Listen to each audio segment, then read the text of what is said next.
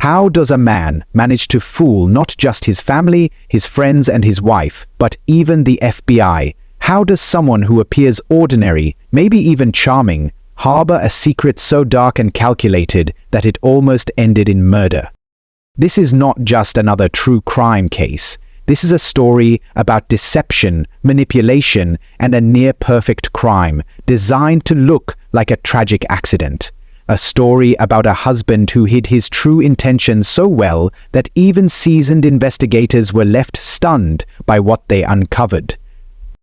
At first glance, he was the kind of man you wouldn't think twice about. A husband, a son, a friend. But behind closed doors, something much more sinister was brewing. He wasn't driven by a sudden fit of rage. This wasn't a crime of passion. No. This was something far colder, more methodical. A plan that required patience, precision, and an almost terrifying level of control. And the weapon of choice? Not a gun, not a knife, not poison. Something far more insidious, something that could have looked like an accident, something that would have left no trace of the killer at all. It was a plan so devious that had it succeeded, it might have gone unsolved. No forced entry, no fingerprints, just a terrible, tragic freak accident. Or so it would have seemed. But here's the thing about perfect crimes. They don't exist. Because no matter how carefully they are planned, no matter how much the perpetrator thinks they've covered every detail, there's always something left behind. Some small, crucial mistake. In this case, that mistake came in the form of a single phone call. Had one person not acted on their instincts, this story would have had a very different ending. And the man behind it all? He might have walked away, free and unsuspected. But before we get into how it all unraveled, before we piece together the chilling details of what could have been a murder without a trace, let's go back. Back to where it all began, because to understand the crime, you have to understand the man behind it. And trust me, nothing about him is what it seems. This is the case of Michael Scott Wilson.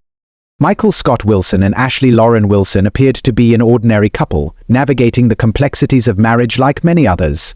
Their story began in Florida, where their paths crossed in a manner that seemed almost fated. Michael, then 32, possessed a charm that could easily win people over, masking a deeper insecurity that few recognized. Ashley, at 29, radiated warmth and kindness, her independent spirit drawing others to her effortlessly. Their meeting was serendipitous. Introduced by mutual friends at a local gathering, they quickly found common ground in their love for adventure and shared dreams of building a future together. Conversations flowed easily, laughter was abundant, and it wasn't long before their friendship blossomed into a romantic relationship. To those around them, they seemed like the perfect match, complementing each other's personalities in all the right ways. As their relationship progressed, Michael's charming exterior began to show cracks. Friends noticed subtle changes in his behavior, moments of jealousy that seemed disproportionate, a need for control that hadn't been there before. Ashley, ever the optimist, brushed off these incidents, attributing them to the stresses of life and the challenges that come with deepening a relationship. Their wedding was a modest affair, attended by close family and friends. Ashley looked radiant in a simple white gown, her smile lighting up the room. Michael stood beside her, the picture of a proud groom. Yet, beneath the surface, unresolved tensions simmered, unnoticed by those celebrating around them. In the early days of their marriage, they settled into a routine, building a life that, on the surface, appeared content. Ashley pursued her career with passion, while Michael's job provided them with a comfortable lifestyle. They bought a house in Palm Coast, Florida, a place they hoped to fill with memories and, eventually, children. However, as time went on, Michael's behavior became increasingly erratic. His insecurities manifested as controlling tendencies, dictating where Ashley could go, who she could see, and how she should spend her time. Arguments became more frequent, often escalating over trivial matters. Ashley confided in close friends, expressing concerns about Michael's unpredictable moods and manipulative tactics. She felt trapped, torn between her commitment to her marriage and the growing realization that the man she married was not the partner she thought he was. In November 2017, Michael's mental health took a noticeable decline. He was hospitalized under the Baker Act, a Florida law that allows for involuntary mental health examination after exhibiting behaviors that raised alarms among those close to him. This incident marked a turning point for Ashley. She recognized that the situation was more serious than she had admitted to herself, and the safety and well-being of her and her unborn child became her priority. By December 2017, Ashley made the heart-wrenching decision to leave Michael. She packed her belongings and moved in with her parents in Palm Coast, seeking refuge and a fresh start. This move was not just for her own sake, but also for the safety of her unborn child. Friends and family supported her decision, acknowledging the bravery it took to step away from a volatile situation. However, Michael was not prepared to let go. His need for control, coupled with feelings of betrayal and abandonment, fueled a dangerous obsession. He began to devise a plan, one that was as calculated as it was malicious. His thoughts turned to revenge, and he sought a method that would ensure Ashley's permanent absence from his life. In the weeks following their separation, Michael's actions grew more alarming. He made cryptic comments to mutual acquaintances, hinting at a desire for retribution.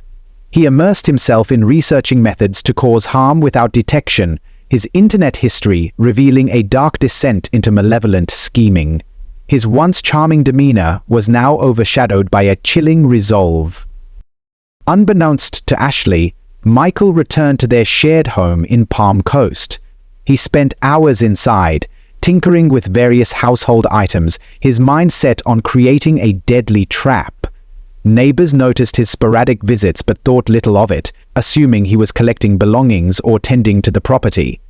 The true nature of his visits remained hidden behind closed doors. During this time, Ashley focused on rebuilding her life. She reconnected with friends, sought counseling, and prepared for the arrival of her child. Despite the turmoil of her marriage, she remained hopeful for the future, unaware of the danger that lurked in the shadows of her past.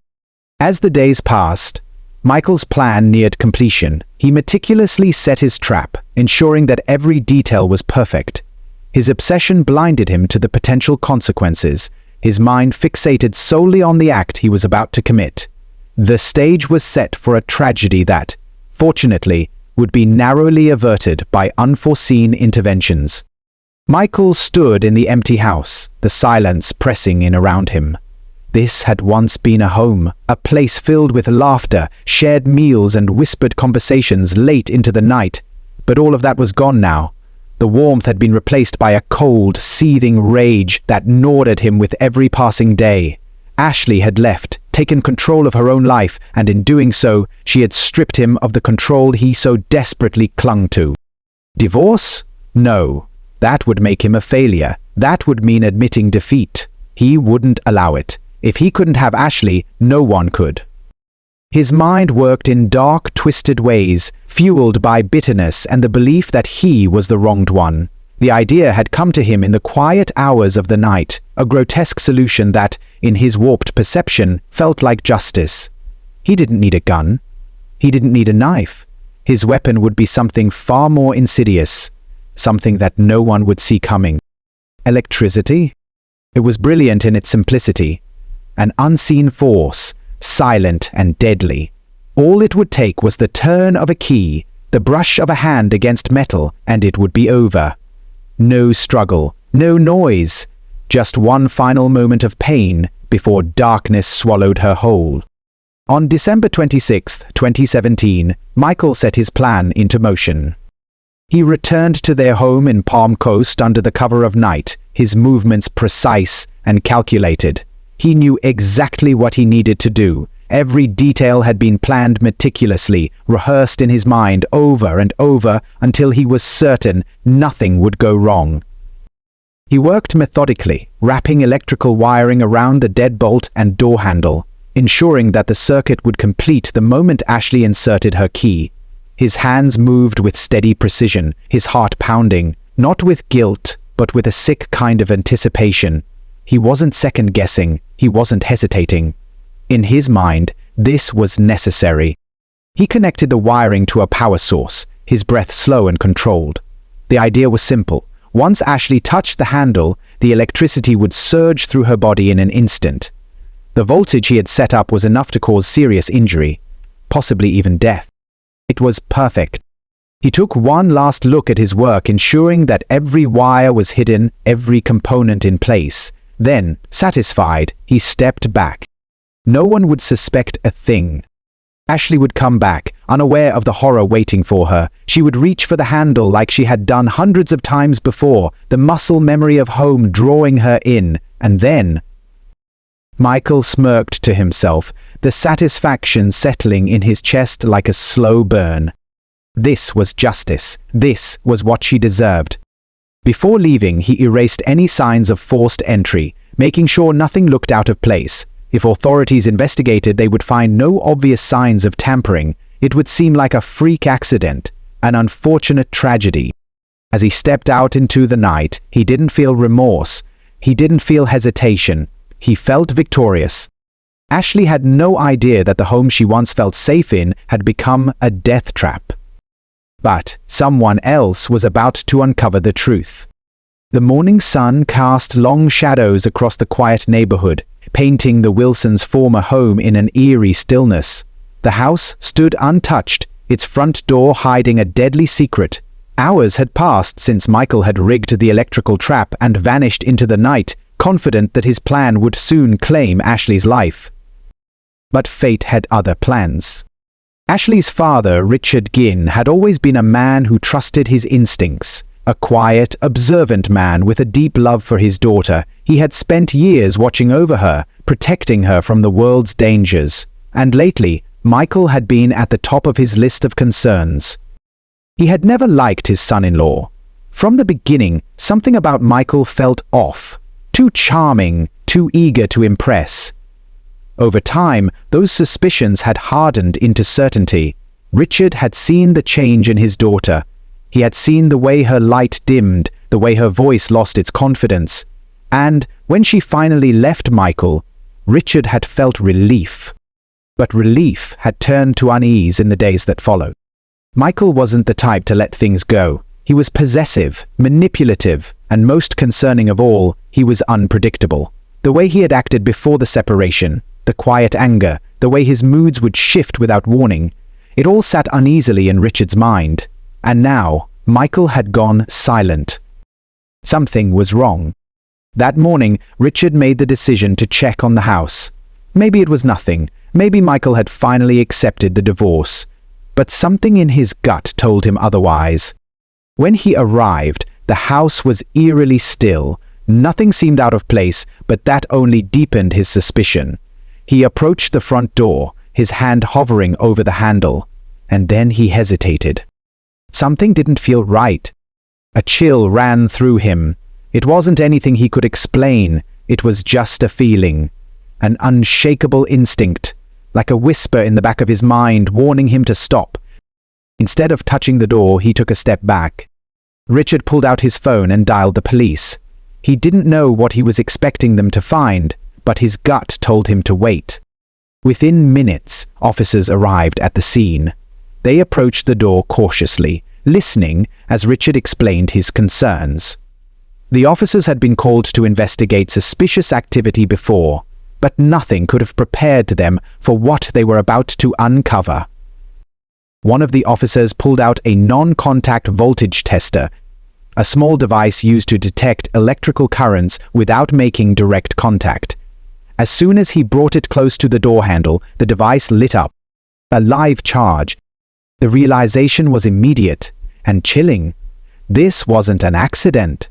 The door had been deliberately wired to electrocute whoever touched it. Had Richard grabbed that handle, he might have been dead within seconds. A hushed silence fell over the officers as the weight of the discovery settled in. This was a murder attempt. Someone had set this up with intent, and there was only one person who had both the knowledge and the motive to do something this sinister. Michael Scott Wilson. The moment his name was spoken, it was as if a switch had flipped. Officers moved quickly, shutting off the electricity to the house and calling in crime scene investigators. What they found only confirmed their worst fears. The wiring was methodical, precise. This wasn't some reckless act of desperation. This was planned. Michael had taken his time, ensuring that every detail was in place, that the current would be lethal. He had walked away from this house believing that the next time someone turned that key, they would never walk away again. But instead of a grieving family and an open and shut case of accidental electrocution, Michael now had something else to deal with. He had left behind evidence, and law enforcement was already closing in. Michael Scott Wilson had vanished, but he wouldn't be able to hide forever. Michael Scott Wilson had vanished, but he wouldn't be able to hide forever. The moment investigators confirmed the attempted electrocution was no accident, a full-scale manhunt for Michael was launched. Law enforcement wasted no time. The Flagler County Sheriff's Office put out an alert, warning the public that Michael was dangerous. His face was plastered across news stations, his name sent to agencies across state lines. But Michael was careful. In the days following his disappearance, he made no contact with family or friends. His phone went silent. He left behind no credit card transactions, no traceable footprints. It was as if he had vanished into thin air. But the authorities knew better. Detectives began piecing together his movements, reconstructing the days leading up to the crime. They pulled security footage from local businesses, questioned anyone who had interacted with him. Slowly, a picture of Michael's state of mind emerged. He hadn't just snapped. This wasn't the act of a man who had lost control. This was meticulous, cold.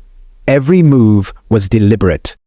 They uncovered surveillance footage of him entering multiple hardware stores in the days before Ashley was supposed to return home. He had purchased electrical wiring, tools, and a variety of other supplies.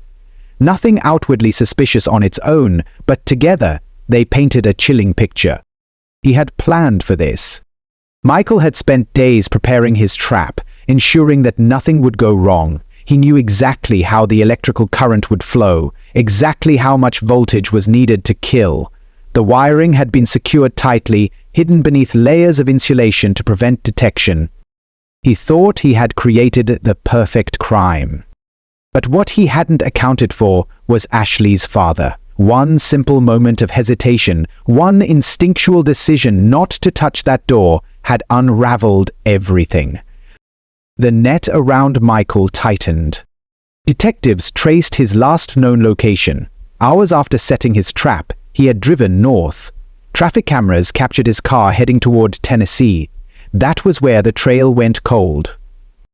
Then, on December 28, 2017, 2 days after the discovery of the deadly trap, a break in the case. Authorities in Knoxville, Tennessee, received a tip. A man matching Michael's description had been spotted at a local business. When officers arrived, they found him casually walking through a parking lot, as if he had all the time in the world. There was no dramatic chase, no desperate struggle to escape. Michael didn't resist. When confronted, he simply raised his hands and surrendered. His face was eerily calm, his demeanor almost indifferent. But his eyes told a different story. There was no remorse, no fear, just a quiet realization that his game was over. The arrest made headlines. The man who had attempted to turn his own home into a death trap had finally been caught. He was extradited back to Florida, where he faced charges of attempted aggravated battery on a pregnant victim and grand theft of a firearm. Charges that barely scratched the surface of what he had actually done. But this wasn't over. Michael had been captured, but now came the part where he would have to answer for his crimes. And what happened in that courtroom would leave everyone in shock. The trial of Michael Scott Wilson was supposed to be straightforward. The evidence against him was damning. Electrical wiring carefully wrapped around the door handle, a circuit designed to deliver a deadly shock, and a series of purchases from hardware stores that showed clear premeditation. The prosecution painted a chilling picture. A man consumed by rage and control, willing to go to any lengths to ensure that his wife paid the ultimate price for leaving him. Ashley sat in the courtroom, her face pale but determined. She had survived because of sheer luck. Her father's instincts had saved her life. But now, she had to watch as the man who had plotted her death sat just feet away, listening as attorneys dissected his intentions. The prosecution didn't hold back. They called in electrical experts who explained how the trap had been designed with lethal intent. A simple touch, they said, could have sent thousands of volts coursing through Ashley's body, stopping her heart instantly. Detectives testified about Michael's behavior before and after the crime, emphasizing how he had vanished immediately after setting the trap, proving he knew exactly what he had done. But then came the defense. Michael's attorneys didn't try to deny what he had done. That would have been impossible. Instead, they spun a different narrative, one that turned the case on its head. They argued that Michael never intended to kill Ashley. According to them, the electrical wiring was nothing more than a prank, a desperate attempt to scare her, not harm her. They suggested that he had been emotionally unstable, overwhelmed by the collapse of his marriage, and had acted out of desperation rather than genuine malice. And somehow, despite the overwhelming evidence, the jury listened. As the verdict was read, the courtroom fell silent. Michael Scott Wilson was acquitted of attempted first-degree murder. The charge that should have put him away for years, maybe even for life, was wiped away in an instant. Instead, he was convicted of misdemeanor attempted battery, an absurd downgrade considering the sophistication of his plan. The sentencing was even more shocking. 3 years in prison, that was it. With good behavior, he could be out in less than a year. Ashley and her family were devastated. The man who had plotted her death, who had gone to such lengths to make sure she never walked through that door again, was getting away with little more than a slap on the wrist. For them, the message was clear. Premeditated murder could be dressed up as a prank. A victim's survival, no matter how close they came to dying, could weaken a case instead of strengthening it, and the justice system, meant to protect, had instead left a dangerous man with the opportunity to walk free in just a few short years. Ashley tried to move on. She rebuilt her life, surrounding herself with family and friends, determined to never again let Michael Wilson have control over her. But the scars remained, not just from what he had done, but from the knowledge that he had nearly gotten away with it. As for Michael, he served his sentence and eventually walked out of prison a free man. No one knows where he is today. But one thing is certain. Justice wasn't truly served. If you believe a person who attempts to murder their spouse should face the full weight of the law, subscribe to this channel. Only those who believe such criminals should walk free wouldn't subscribe.